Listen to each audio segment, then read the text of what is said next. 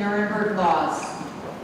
Laws the Nazi regime put into place in 1935 to strip Jews of their rights and to separate them from German society. The Nazis falsely claimed that Jews belonged to an inferior race and were a threat to what they called the Aryan race. These racist and anti-Semitic laws removed citizenship from Jews, prohibited marriages between Jews and non-Jews, and laid the legal foundation for increasing persecution. Our 8th graders have spent time researching these laws and learning how they affected Jewish families in Germany. They studied how discrimination that began with words and legislation escalated into violence, including Kristallnacht in 1938, and ultimately led to the devastation of the Holocaust. Today, you will hear not only historical facts, but also personal family stories that help us understand how these laws changed real lives. I am deeply proud of our 8th grade students for their care, thoughtfulness, and effort that they have put into preparing this ceremony. On Yom HaShoah, we remember. We remember the lives lost, we remember the resilience of our people, and we remember our responsibility. Anti-Semitism did not end in 1945. It is not only a part of our history, it's still a live part of the present moment and exists throughout our world today. That is why remembering matters. That is why telling these stories matters. When we say never forget, it is not only a statement about the past, it is a commitment to how we live now. It is a commitment to Jewish life, to human dignity, and to standing up for what is right. Thank you for giving our 8th graders your full attention and your respectful presence.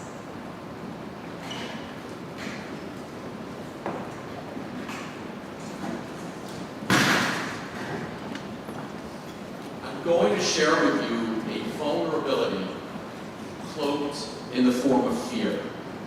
This is the type of fear that turns to trepidation, and one that causes sleepless nights and unshakable thoughts. During the prior years of this particular text, my shared thoughts with you were about how, as Jews, we are not quite yet at population levels prior to the Shoah. Those shared thoughts would then manifest into an interpretation of how in the world God promised Abraham that we would populate the world like the stars in the sky, when that clearly, from day one of creation till now, has never happened. In fact, our ancestral homeland, our Holy of Holies, Israel, has floated inconsistently in and out of our possession for thousands of years, and until recently, thank God, since 1948, we have held strong since. There is an expression that Father Time is undefeated, and that's painfully obvious. We have figured out how to put a plane in the sky. We have technology that even 10 years ago would be hard to believe. We have breakthroughs in medicine, unlike we have witnessed in human history. Time, however, not possible to conquer, and that is where my ultimate fear lies. Long after my time will have come and gone, the historical fact that the Shoah took place will always be undeniable. But will it?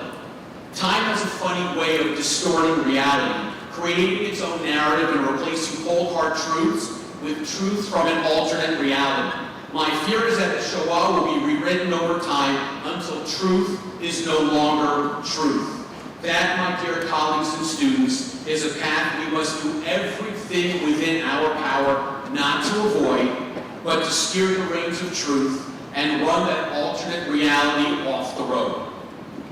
You see, this is the 90th commemoration of the Nuremberg laws. The laws did not allow Jews to practice medicine, own businesses, allow children to go to school, or even play with the same friends they had played with since they shared a kindergarten class.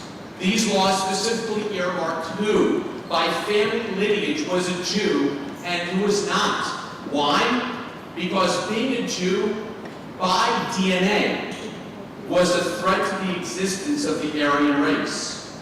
Thus, the Nuremberg laws, not always at the forefront of Holocaust education, were the forerunner of the Holocaust because it tested the public to see whether or not they would disparage their Jewish neighbors. These same neighbors who they had lived with next door for decades. And yet, the public backlash towards Jews during this era directly led to Kristallnacht and ultimately the Shoah. For when the public backs the government and gives the okay, then anything goes. The anything goes in this case was their genocide of European Jewry to the tune of over the infamous number of 6 million. We must never forget. We must never forget. The fear I share with you is a specific distortion of history. We have just about crossed the finish line in history when survivors are no longer with us to tell us their first-hand accounts of what they witnessed and experienced. When survivors leave us, it is then incumbent upon us to tell their stories and not allow deniers to offer their imaginary truths. This is when we actually double our efforts to share survivor stories and teach our children about the Shoah because facts matter. Our history matters, and being Jewish matters. My dearest colleagues, if there is anything I am passionate about regarding the world of education, it is that. Every morning during the school year, the same words ring out that I assume ring hollow because they're voiced into our classroom every day, and you can say them with me. Every action counts, and every word is counted. Looking around the room at each of our students' faces, I want to make sure they understand how critical this is. Our actions count and our words carry tremendous weight. We, my colleagues, have the most important job on the planet, and you cannot convince me otherwise. Educating our students so that they pass on a legacy and keep this thing going. The actions and words, that's on us to make sure that our students, long after our job is done at Schechter, pass on a legacy. They pass on a legacy to their children and keep the cycle going in perpetuity. And as they pass on that legacy, the facts remain pristine. What facts? Among other things, the Shoah did happen. Laws like the ones in Nuremberg were an atrocity. Through us and our student survivor testimony will live on, and that 6 million is never to be a disfigured number. Perhaps after sharing my vulnerability with you, a conclusion can be made. Perhaps time may be on a level playing field after all. How? Teaching Jewish history, teaching the Shoah, and ensuring our students pass on that legacy to their kids and generations after that so that the cycle never breaks. That's how we level a playing field that time would love for us to give up on. May we be blessed to continue teaching and passing our legacy on to our students. May we stay passionate about Jewish education and teach facts so that they are resolute and that the truth, no matter how painful, and our shared history is rife with pain, is never forgotten. On this 90th commemoration year of the Nuremberg Laws, and in honor of all those who were taken in the Holocaust and those who survived, we shall never forget.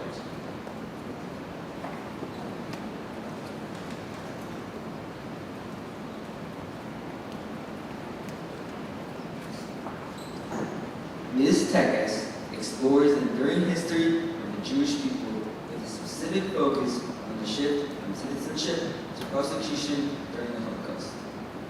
By examining the timeline of our people, the Jewish people, including that of the Nurembergs, we aim to understand how the legal discrimination can dismantle lives and erase fundamental rights. We begin by examining the ancient Jewish roots and how Judaism is the only one of ancient civilizations to survive into the modern era. After, we analyzed the introduction of the Nuremberg laws of 1935, which stripped Jews of their German citizenship. We then explored the parallels of the Jim Crow laws and the Nuremberg laws, showing the racial evilness of both.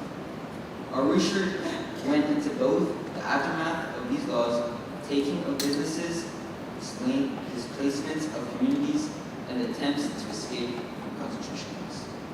To conclude, we look at present-day anti-Semitism still affecting us today in the U.S. and also around the world. Through this decade, I hope that we honor those who perished and survived the horrors of the Shoah, as we hope that the world understands that never again is never again.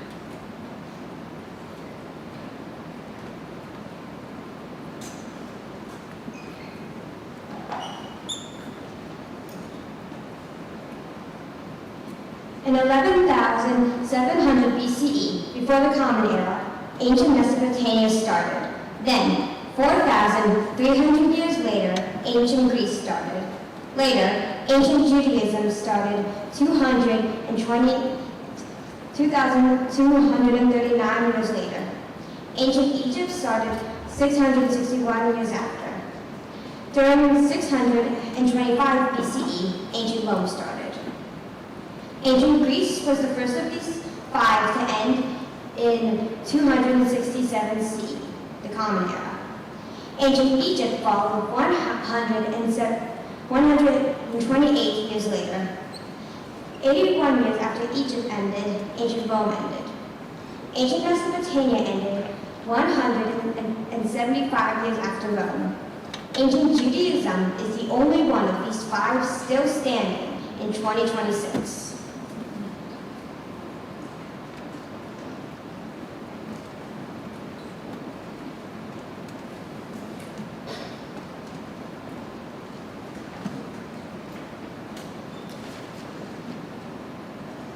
When Adolf Hitler became the leader of Germany in 1933, the Nazi government began to pass laws that targeted Jews and was a main reason for the uprising of discrimination. Jews had many rights taken away from them simply because they were Jewish. They were treated unfairly, removed from jobs and schools, and blamed for all of Germany's problems. This year marked the beginning of the harassment of Jews and would later lead to the Holocaust. In 1939, World War II began and Germany invaded Poland. As the war went on, Jewish people faced increasing discrimination. They were forced to live in ghettos and lived under constant fear of being killed and taken away. During Passover, on April 19, 1943, the Nazi army entered a ghetto known as the Warsaw Ghetto and began to deport the Jewish people. Instead of surrendering, an underground band of Jewish fighters, headed by Mordechai Anulovich, bravely fought against them. Their courage showed the world that they would stand up for their freedom, even in the face of great danger. Yom HaShoah is held each year around this time, and in part to remember their bravery and remember the victims of the Holocaust. In 1945, World War II ended, and all of the survivors in the concentration camps were set free, and the world learned about the terrible suffering of the Jews during the Holocaust. In 1951, Israel officially established Yom HaShoah, Holocaust Remembrance Day, to honor the victims of the Holocaust and the heroes who helped protect the Jews. In 1953, Israel opened Yad Vashem, a Holocaust memorial to remember the victims, honor the heroes that fought back and helped save the Jews. The memorial helps teach future children about the Holocaust, like how we are doing today on this stage. Today, Yom HaShoah is observed around the world with ceremonies, moments of silence, and education. It honors the victims of the Holocaust and reminds us to stand against hatred and injustice.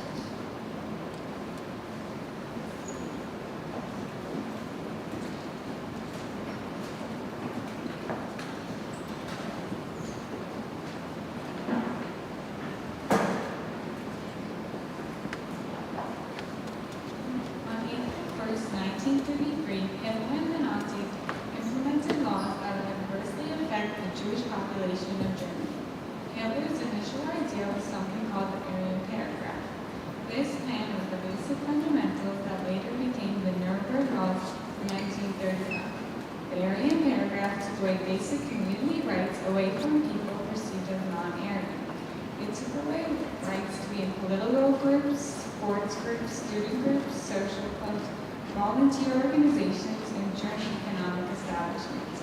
Hitler was planning to introduce the Aryan paragraph at a Nazi rally, but 2 days earlier, he and the Nazis worked together and wanted to establish hurtful laws specifically targeting the Jewish citizens in Germany. State officials worked countless hours to create anti-Jewish bills that were designed to be racist against the Jews. On the morning of September 15, 1935, Hitler came to a conclusion about his bigger plan, the one that takes away privileges from the Jewish people and identifies a Jew as any person with at least one Jewish grandparent in the family tree. This also meant that even if a person was raised Catholic and never even knew they were Jewish, the Nuremberg laws considered them Jewish as long as they had one Jewish grandparent in their bloodline. Just as he originally planned, Hitler announced the Nuremberg laws on that same day at a Nazi rally. The first law was the law for the protection of German blood and honor. This prohibited Jewish people and non-Jewish people to be married or have any sort of relationship with each other. The first law stated that if Germans and Jewish people were to get married, it would be a disgrace to Germany. The second law was the rape citizenship law. This law took away basic human rights from Jews and determined who was classified as a Jew. This was the beginning of the infamous Nuremberg laws and the beginning of the end for Jews in Germany.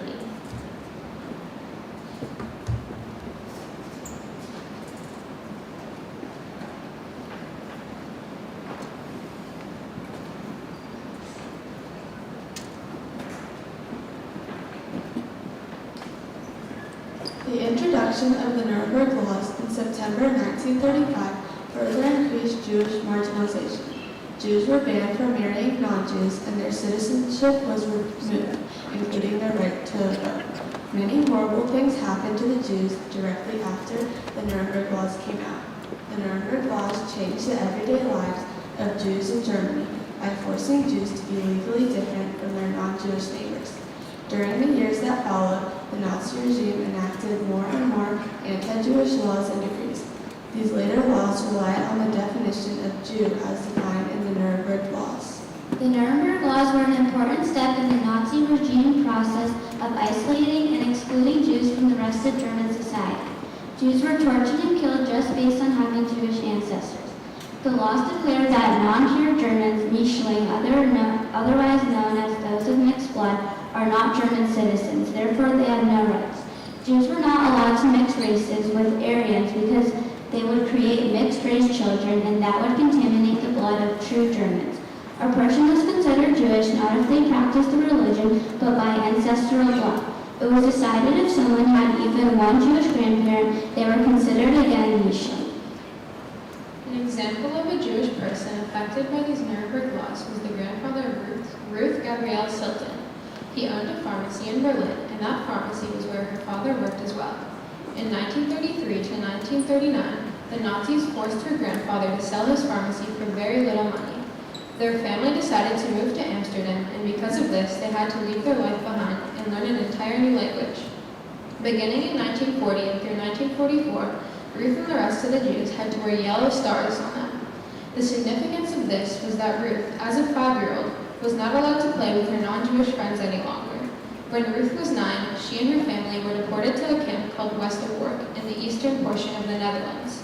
Her parents worked, and Ruth had to steal to get very little food. 1 year later, Ruth and her family were sent to the Theresienstadt ghetto. They were finally liberated in 1945 and returned to Amsterdam.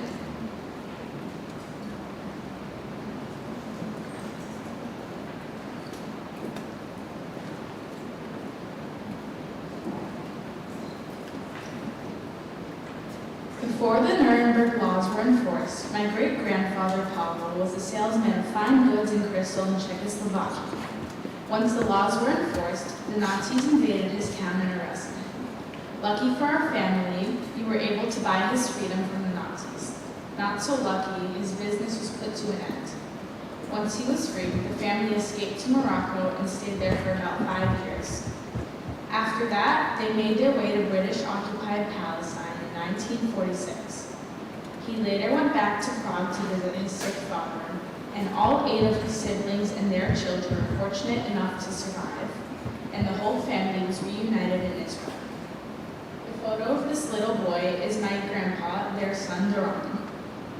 The next photo is a young couple, my great-grandfather, Leon, and his wife, my Safta. Safta's husband, Leon, died when my Saba was very young in a terrorist attack when he was flying a plane for LO. We remember my family by using the china that they sold throughout the years and have all their stories saved to remember. Prior to the Nuremberg laws, my mom's grandparents, Sarah and Leo, lived separate lives in Riga, Latvia. Each of them had their own family and lived fulfilling Jewish lives.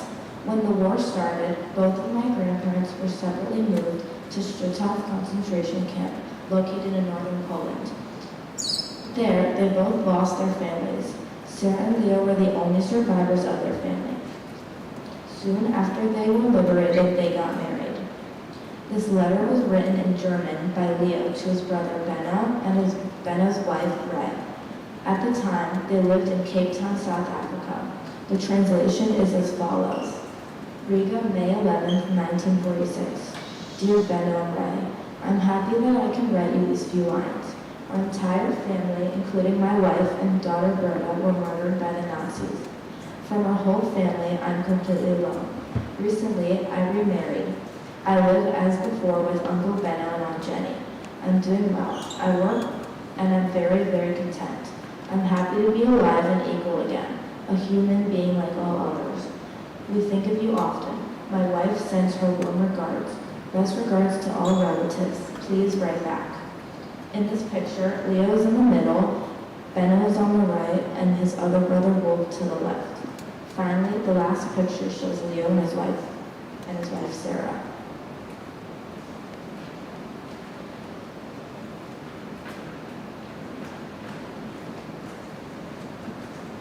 Two different sets of laws, two different countries.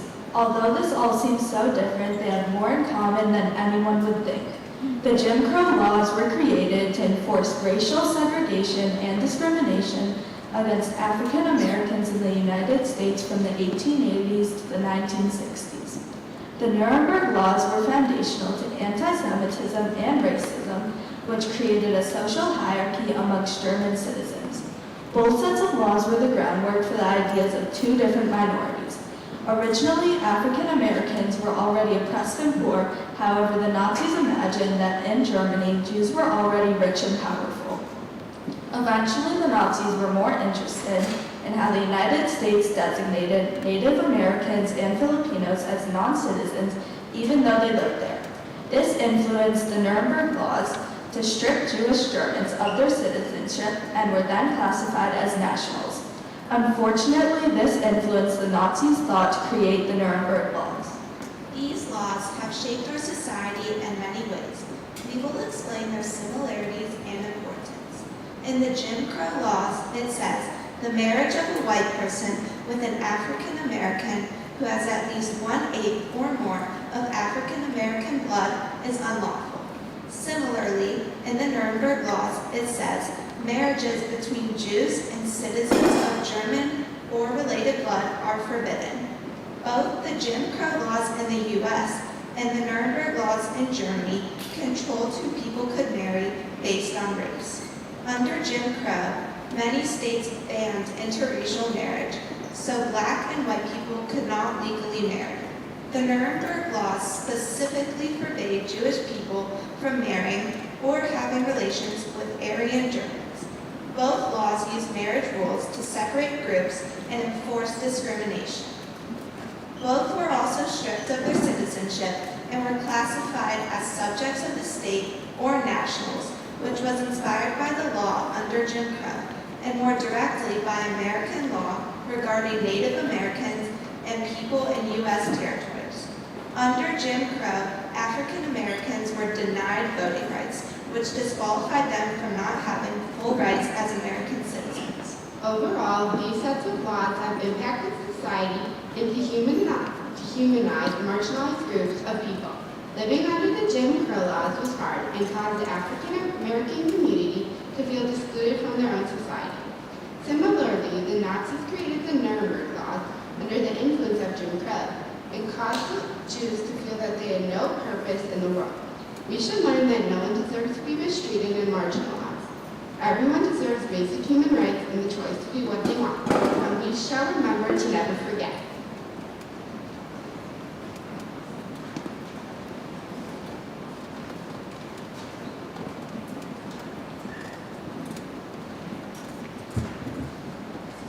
Earlier in this decade, we learned about the Nuremberg laws and how they affected the Jews during this time. Now, we want to zoom in on one specific town named Lidice, in the Czech Republic. Lidice was a small mining village located about 12 miles from Prague. On May 27, 1942, two members of the Czechoslovak resistance attacked and wounded Reinhard Heydrich, an important Nazi leader. Heydrich died on June 4, 1942. In return, the Nazis chose to annihilate the Czech town of Lidice. Lidice Czech. Lidice הייתה עיירה יהודית צ'כית קטנה, שנמצאה כ-12 מייל מפראג. ב-27 במאי 1942, שני הערים מההתנגדת צ'כוסלובקית תקפו ופצעו את ריינהרד היידריך, מנחל נאצי חשוב. היידריך מת ב-4 ביוני 1942. בתגובה הנאצים דהרו להשמיד את ארץ יהודים צ'כית, לידיצ'ה. On the nights of June 9th and 10th, German police and SS officials surrounded Lidice almost immediately, and Nazis shot 173 boys and men at a local farmstead. And in the following weeks, the Germans executed more than 20 other townspeople from Lidice in a shooting range in Prague. Most of the women and children were deported to Ravensbrück concentration camp as Nazis attempted to remove all traces of the town's history. Of the 203 women from Lidice, 53 died in a Nazi concentration camp system before the end of World War II. בלילה שבין 9 ל-10 ביוני, שוטרים גרמנים וכנגנצי אס-אס הקיפו את לידיצ'ה כמעט מיד, והנאצים ירו ב-173 קברים ובנים בחווה מקומית. ובשעות שלאחר הגרמנים הוציאו להורג יותר מ-20 תושבים נוספים של לידיצ'ה במטחן ירי בפראג. רוב הנשים והילדים נשלחו למחנה הריכוז רבנסברג, והגרמנים ניסו למחוק את כל שאריות ההיסטוריה של העיר. מ-203 הנשים מלידיצ'ה, 53 מתו במערכת מחנות הריכוז הנאצי לפני תום מלחמת העולם השנייה.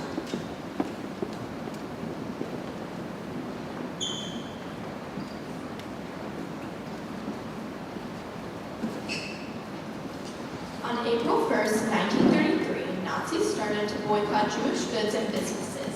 My great-grandmother, Shirley Kellerman, her parents, Leah and Herman Kellerman, and her grandmother all lived together in Slovakia and owned a bed and breakfast. One night, the police came in and repossessed all their belongings. They decided after that they needed to escape. Luckily, they were able to contact family they had in America and were able to stay there with them once they got there. Jinga, where they would get on a ship, was 263 miles from Slovakia, and they had to escape in the middle of the night on a horse-drawn sled. Her grandmother was running behind the sled, crying because she knew she would never see them again. Her grandmother did not want to leave her home, so she stayed behind. Later, her grandmother was taken to a concentration camp and killed. My great-grandfather, Aaron Midlock, was born in Krasnowice, Poland, on July 2nd, 1916. He grew up with his 9 siblings, mother and father. Together, he and his family ran and owned a bakery. On September 1st, 1939, the war broke out in Krasnowice. My grandpa Aaron said that the Germans arrived in his city powerfully. There were Germans talking through loudspeakers, telling the Jews they had to come to the middle of the city. They had no choice. When they went back, the Germans started taking businesses away from the Jewish people.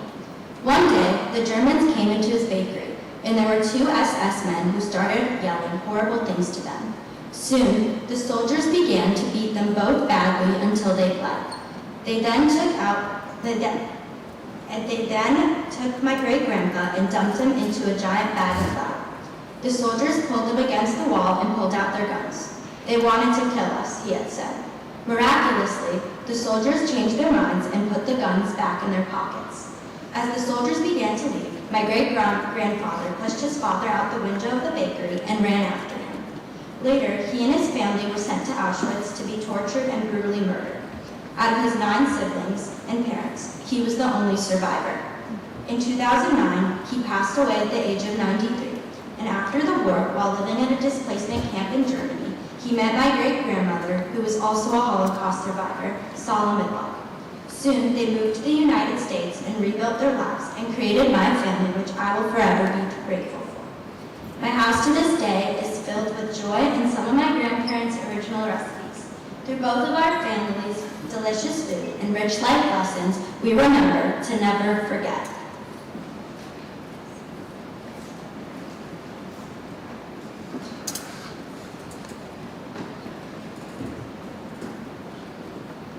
Before social media, anti-Semitism was a huge problem. Now, since social media exists, people now feel they have the right to post anti-Semitic images and phrases, even though they might not know what it means or the power of what they are saying. Some also choose not to be reasonable. Sometimes, the influencer says anti-Semitic content without even knowing their impact. Many acts come from ignorance. Anyone can post anything they desire through anonymity, and this is a definitive reason for increased acts of online hatred. During the 1930s and the 1940s, Germany was a terrible place for Jews, and they were unable to practice Judaism. Many German citizens rioted against the Jewish religion, highlighted by the acts of Kristallnacht on November 9th and 10th of 1938. Recently, the European Union Agency for Fundamental Rights stated that they collected data on anti-Semitism from 12 Jewish community organizations about anti-Semitism, and they concluded the following. Jewish people have experienced more anti-Semitic incidents since October 2023, with some organizations reporting an increase of more than 400%. These two anti-Semitic events of Kristallnacht and post-October 7th are reminders of the evil in this world and how misinformed the general public can be.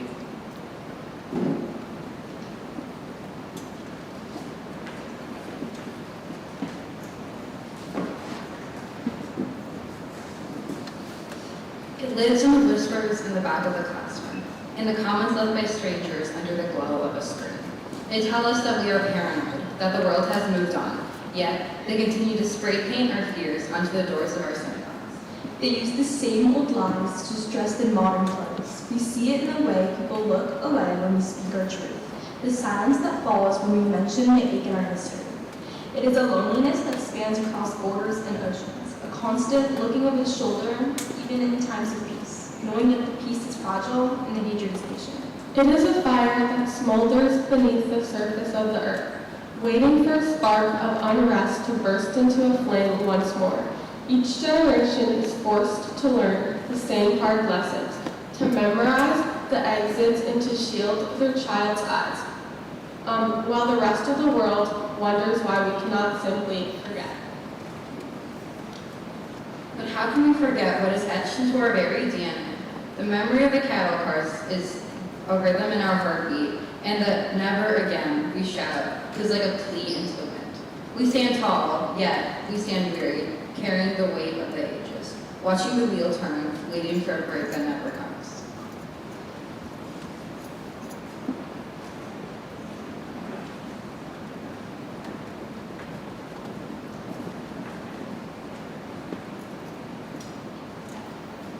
We light this candle to rekindle God's flame, to shine His light upon the world once again, to sanctify the memories of the millions of souls, to honor their prayers and all their lost goals. We bless their existence by being alive, to light this yellow candle as proof we survived. I light this first candle for the Shoah, to honor those who lost their lives in the anti-Semitism before, during, and after the Holocaust.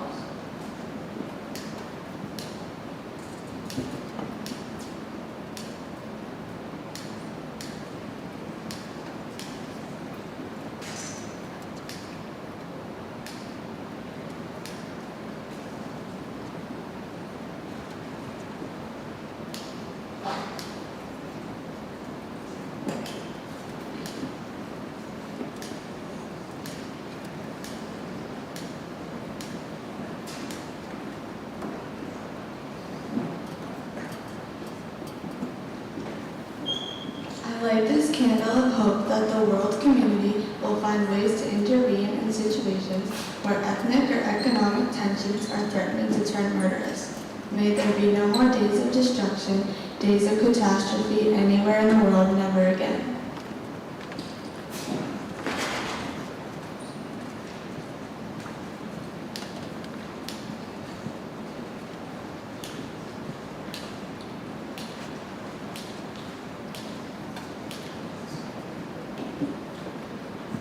I light this candle today as we remember the victims of the Shoah, and because so many families were completely wiped out, leaving no one to say Kaddish in honor of the parents, children, relatives, and dear friends after they died.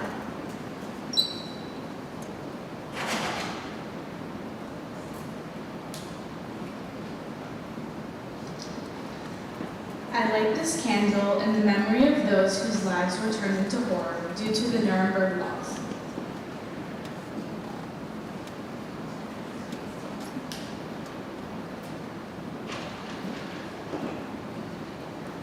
I lit this candle to show Holocaust deniers that their efforts are wasted words and show that we know what really happened.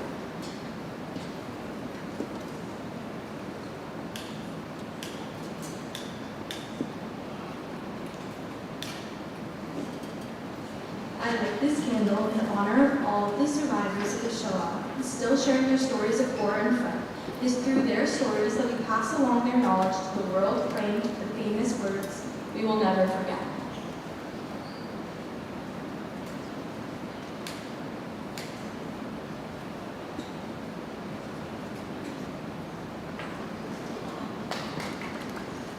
Please rise for a moment of silence.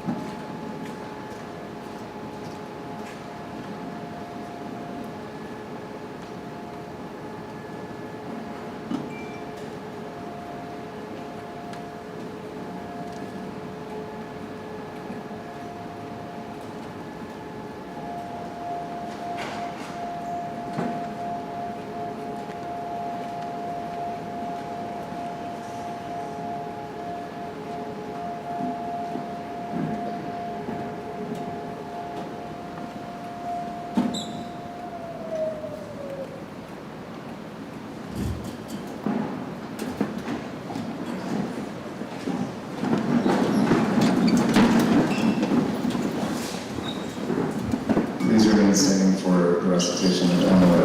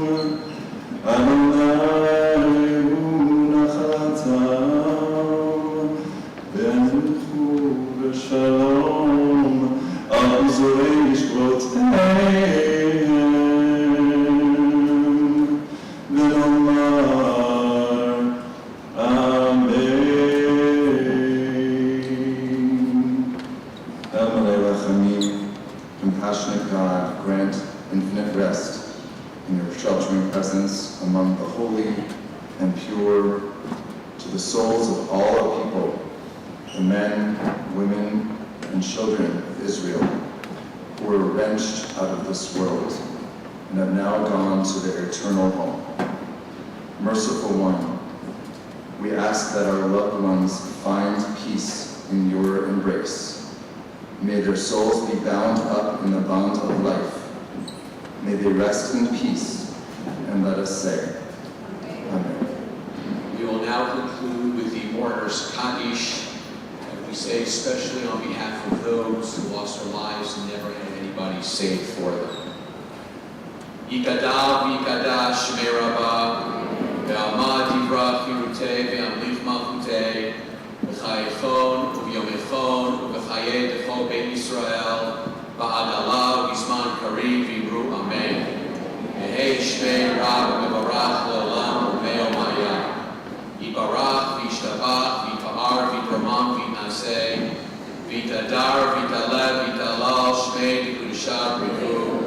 Le'ela mikol birchata v'shirata, tushbechata v'nechamata, da'amiran be'alma v'imru amen. Yehei shalom Rabbah min shemaya, v'chaim aleinu v'al kol Yisrael v'imru amen. Oseh shalom b'ramav, u ya'aseh shalom aleinu v'al kol Yisrael v'imru amen.